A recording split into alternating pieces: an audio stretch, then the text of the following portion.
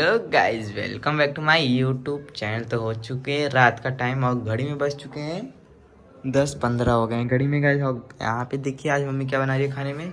क्या बना रही हो भैया? अपने लिए तो बना रहे हैं गाइस का पराठा।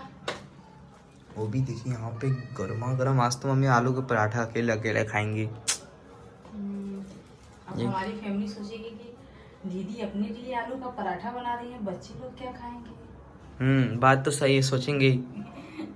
तो गाइस देखिए हमने इधर आलू बॉईल कर लिया था, केवल देखिए 5 पराठा सेकी। 5 पराठा तो मैं खाऊंगी नहीं, अब हमारा आटा बचा था तो 5 पराठा बना के रख दी हूँ और बकिया तो रख दूंगी आर्यन के लिए सुबह टिफिन में बनाने के लिए, क्योंकि 5-5:30 बजे मुझे उठना रहता है इनका टिफिन बनाने।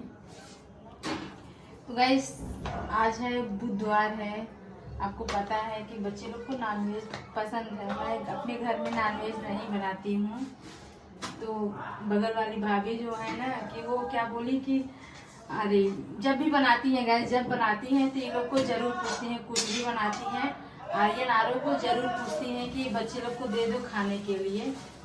तो आज भी मंगा ली थी, फिर दोबारा इन लोग के लिए मंगवाई, बोले नहीं हम बना रहे हैं। आई बोल के 2 बार गई। हम जा रहे थे खाना बनाने, सब्जी काटने जा रहे थे तो बोली नहीं सब्जी मत काटो, बच्चे लोग खा लेंगे, मैं मंगाई हूँ इन लोग के लिए। तो मैं बोली अब क्या करूँ, मंगाए हैं, कहें कि क्या हुआ, बच्चे आते जैसे मेरे बच्चे खा रहे हैं वैसे आपके भी बच्चे खाएंगे।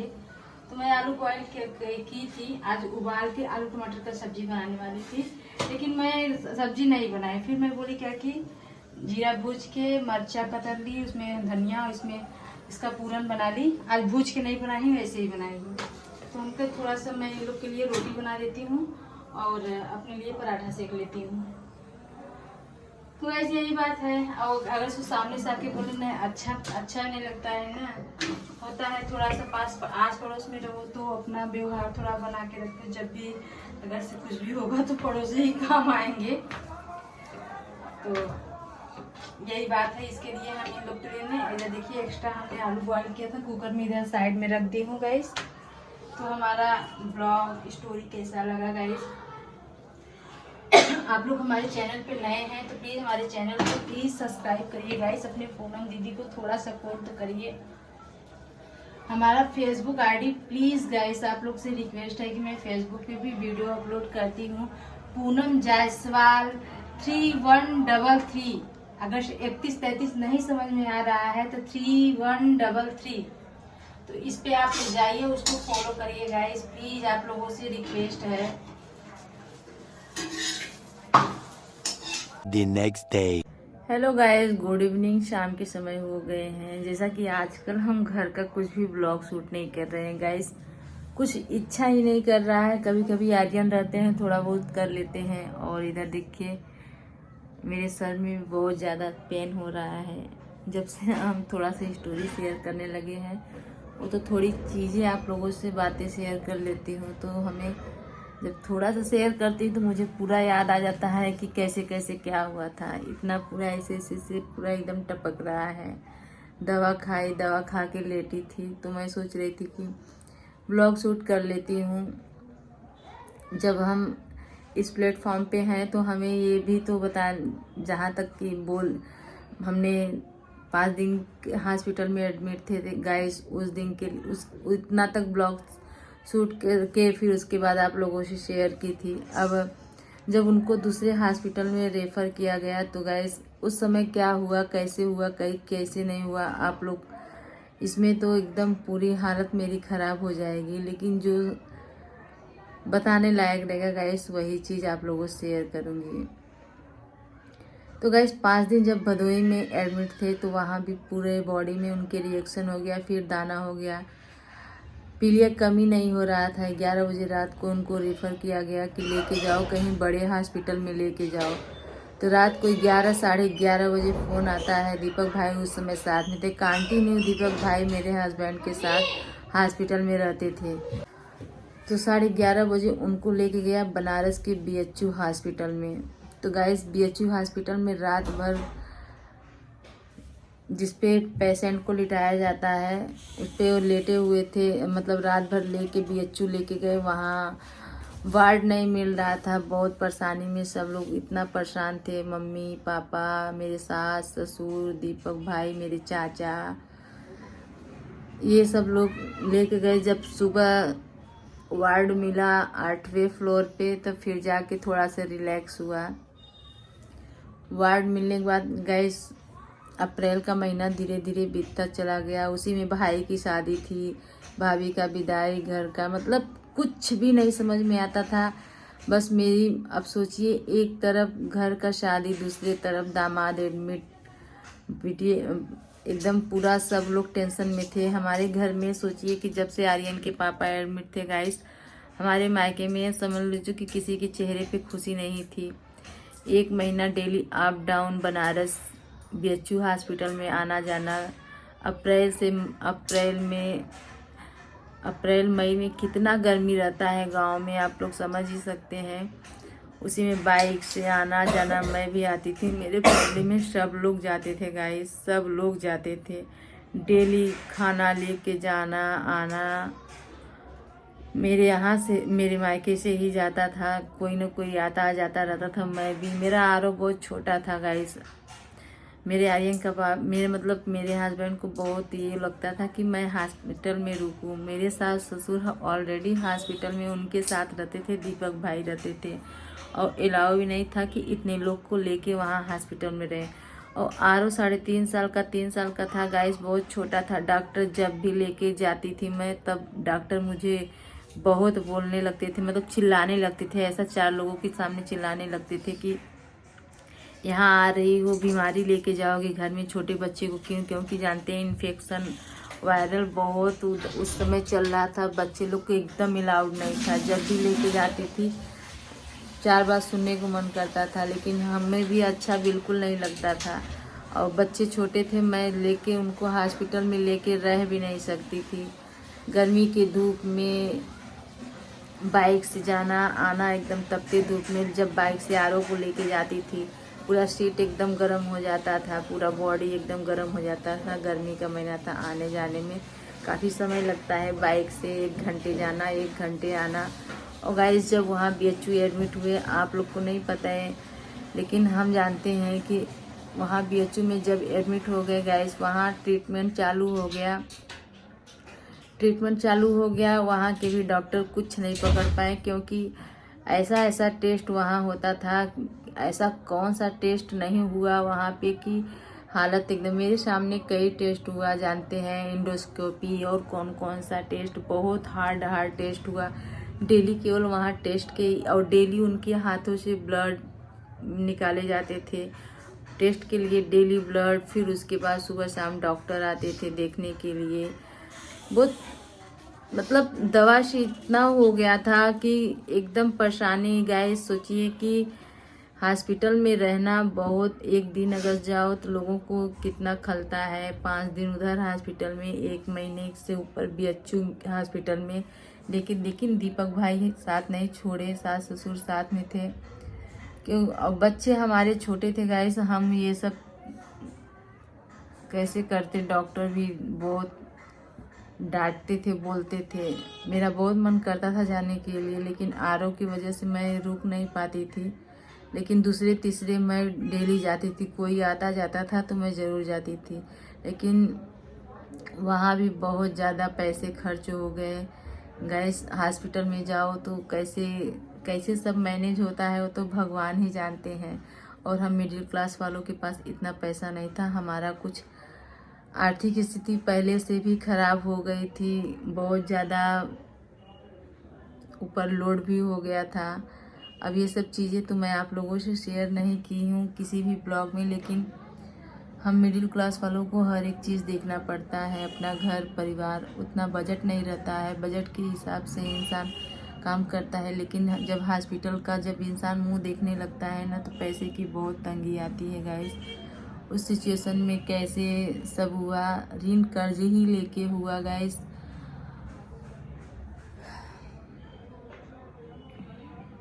बहुत से जेवर भी हमने अपना बेच दिए थे। बस इतना ही शेयर करूँगी, इससे ज़्यादा नहीं। तो टेस्ट ऐसा हुआ, डॉक्टर वहाँ भी पकड़ नहीं पाए, कुछ भी नहीं पकड़ पाए गाइस। ऐसे ऐसे चीज़ देखते थे। मैं एक दिन ऐसे हॉस्पिटल में मैं रुक गई आरओ को लेके, डॉक्टर मुझे बहुत बोलने लगा। फिर गई, सुबह गई, आर्यन के पापा को मैं अपने हाथों से नहलाई, बाथरूम बाहर था, डेली नहाते थे। बुखार इतना खतरनाक चढ़ता था ना कि देख के रोंगटे खराब हो जाते थे। उनके लिए बिस्लेरी का पानी ही यूज होता था। उनको जब भी पट्टी रखा जाता था पूरे बॉडी को एकदम पूरा बिस्लेरी के पानी से पोंछा जाता था। एक दिन किट्टो गई देखने के लिए, तो किट्टो पहले से ही छोटी थी, थोड़ा सा चंचल भी थी, और जैसे हम लोग एकदम नॉर्मल रहते हैं थोड़ा सा पहले के रहन सहन में, उसको थोड़ा सा हर एक चीज़ का फैसिलिटी मिला। मायके में सबसे छोटी थी, समय के हिसाब से उसको सब चीज़ फैसिलिटी मिला। जितना हम लोग को नहीं मिला उतना किट्टो को मिला।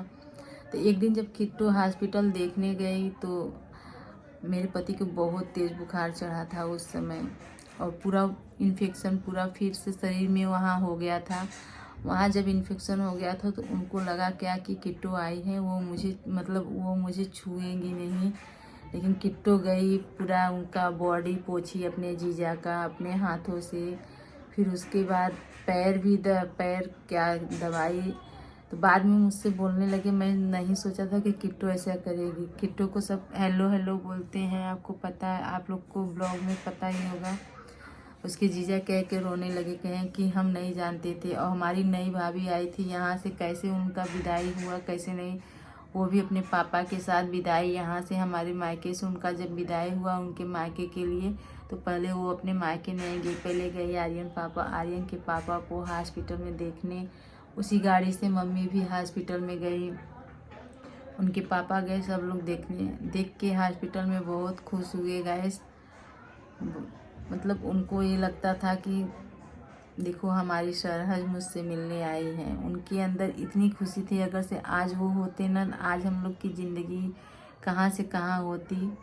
सबको चाहते थे, मानते थे। ये नहीं है कि अपने साला साली सरहज, मतलब साला साली तो जानते ही हैं, हमें बखान नहीं करना है कभी।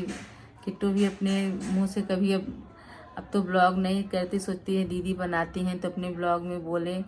सबको इस चेष्टा था, लेकिन जाते थे, मान सम्मान भी आर्यन के पापा को बहुत मिलता था, सबसे घुल मिल के रहते थे। लेकिन कभी कोई सोचा नहीं था कि ऐसा हो जाएगा गाइस। तो ये सब चीज़ें शेयर करने के लिए आज 3 दिन से, आज हमारा चेहरा भी कितना उतरा हुआ है। मैं ब्लॉग शूट करती हूँ गाइस, तो हम जानते हैं कि इमोशनल होके ब्लॉग शूट करना कोई मामूली बात नहीं। आज 7 साल से मैं रो रही हूँ, तो मुझे क्या मिल रहा है? कुछ मिल रहा है? दर्द होता है, तकलीफ़ होता है, बातें सोचती हूँ, बहुत ज़्यादा इमोशनल हो जाती हूँ, लेकिन क्या मिलता है? मैं परेशान रहूँगी तो मेरे दोनों बच्चों को कौन देखेगा? ऐसे अकेले शहर में रहना, फिर मेरा तबीयत कल से ही डाउन है गाइस। तो पैसे भी बहुत लगे, डेली टेस्ट होते थे, उनके इलाज का कुछ भी पता नहीं चला, सब नॉर्मल निकलता था। जितने भी टेस्ट होते थे सब नॉर्मल निकलता था। टेस्ट होता था, एक दिन आर्यन के पापा बोल दिए इससे अच्छा तो मुझे भगवान के पास, ऐसे खतरनाक टेस्ट होता है तो बहुत उन लोग रोने लगते थे कि क्या कंडीशन हो गई है गाइस। ऐसे कंडीशन उनके हो गए थे, हॉस्पिटल में रहना, दवा खाना, बॉटल दिन रात चढ़ना, 24 घंटा हॉस्पिटल में रहना, 1 महीना के ऊपर हॉस्पिटल का चक्कर काटना मामूली बात हो जाती है। आसपास तो था नहीं, दूर। और जो लोग हॉस्पिटल में रहते थे उनका भी रहना हालत ख़राब हो जाता था गाइस। लेकिन क्या करें, सब बस यही मनाते थे कि हे भगवान अब ठीक हो जाए। गाइस ठीक भी हो गए थे, एकदम ठीक हो गए थे, कुछ पता भी नहीं था, एकदम ठीक हो गए थे। फिर उसके बाद क्या हुआ, एकदम ठीक हो गए थे। जब ठीक हो गए थे, उठे, अपने हाथ से दाढ़ी बनाए गए। दाढ़ी बनाने के बाद वीडियो कॉलिंग पे बात किए, वो भी कहाँ और किसी से, वही मैं दीपक भाई फ़ोन लगाए, दीपक भाई के मोबाइल से वीडियो कॉलिंग बात किए, वंदना से बात किए, हेलो सबसे बात किए। बोले अब मैं ठीक हो गया हूँ, अब मैं घर आऊँगा, मैं ठीक हो गया हूँ, घर आऊँगा। उठे, अपने हाथ से दाढ़ी बनवाए, सब लोग वीडियो शूट किए थे गाइस। लेकिन अभी जानते हैं इतना दिन का हो गया ना, सबका मोबाइल चेंज होता गया तो क्लिप भी हटता रहता है, मोबाइल ख़राब होता है तो फिर लोग बनवाने की कोशिश भी नहीं करते हैं, दूसरा मोबाइल ले लेते हैं। तो बहुत से ऐसी दिक्कतें आई, बहुत से ऐसी बातें, लेकिन सोचिए 1 महीने फिर BHU में एडमिट थे। भगवान भोलेनाथ के नगरी में थे, उनको भी मनाया गया। किट्टू गई विश्वनाथ जी का दर्शन करके करके आई, फिर उसके बाद अपने जीजा को प्रसाद खिलाए गए। लेकिन भगवान ने अच्छा नहीं किया। मैं तो बोलती हूँ कि भगवान ने बहुत गलत किया था उस समय कि उनके नगरी में रह के उन्होंने ऐसे सिचुएशन पे ला के खड़ा कर दिया। उनको दया नहीं है, कितने छोटे छोटे बच्चे हैं, कहाँ जाएंगे, सब कुछ बर्बाद हो गया, सब कुछ बर्बाद हो गया है गाइस। यही सब रहा। फिर 14 तारीख को मैं गई, उनसे मिल के आई। 14 तारीख को मैं गई, मिल के आई, और मैं, मम्मी, चाचा, चाची सब लोग गए थे उनसे मिलने 14 मई को गाइस। तो मम्मी से बोल रहे, मम्मी मेरे लिए कुछ लेके नहीं आई हो ये सब। तो मम्मी बोली कुछ खाते नहीं थे, नारियल पानी पीते थे चाचा मेरे, नारियल पानी। बोल रहे कल मम्मी 14 तारीख को बोले जब हम लोग निकलने लगे, कल है कल, जबकि कभी लौकी खाते नहीं थे, कभी करेले का जूस पीते नहीं थे। उनको उस दिन उनका चेहरा इतना अजीब लग रहा था, पूरा एकदम लंबा चेहरा, एकदम पूरा काला, एकदम पूरा समझ में नहीं आ रहा था, अजीब सा चेहरा, चेहरे में केवल दांत ही दिख रहा था। तो बोले कल मम्मी मेरे लिए लौकी का सब्जी भेजना, करेले का जूस भेजना, दाल भेजना, रोटी भेजना, मैं खाऊंगा। मेरी मम्मी उठी 14 तारीख को, जब हम लोग चले आए मम्मी उठी। फिर उसके बाद सुबह उठी, मैं भी मम्मी के साथ उठी। मम्मी करेले का जूस, गारी, लौकी का सब्जी बनाई, दाल बनाई, रोटी बनाई, टिफिन में पैक कर ली। दीपक भाई के साथ मैं नहा धो के तैयार हो गई, लेकिन दीपक भाई मुझे नहीं लेके गए गाइस। मुझे नहीं पता था कि 15 मई को ऐसा चीज़ हो जाएगा कि मेरी ज़िंदगी, मेरी दुनिया इतनी जल्दी उजड़ जाएगी, मुझे नहीं पता था। आज दीपक भाई बहुत पछताते हैं। कहें मतलब आरो छोटा था, और हॉस्पिटल में जब लेके जाती थी तो डॉक्टर को 4 बार सुनाते थे।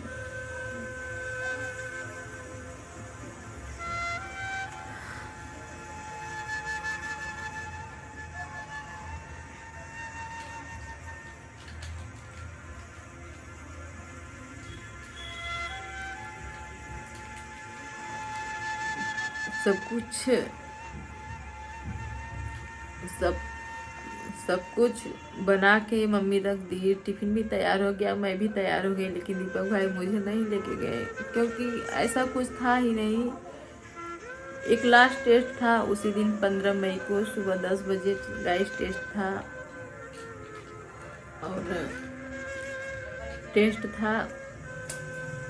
और सोचे कि अगर यही टेस्ट होगा फिर डॉक्टर डिस्चार्ज कर देंगे गाइस। और उस दिन 15 मई को क्या हुआ क्या नहीं हुआ गाइस, ये चीज़ें मैं आपसे नेक्स्ट व्लॉग में शेयर करूँगी, क्योंकि अब मुझे हिम्मत नहीं है इसके आगे की कहानी बताने के लिए। थोड़ा सा मेरा तबीयत भी डाउन है। मैं आप लोगों से मिलती हूँ नेक्स्ट व्लॉग में गाइस।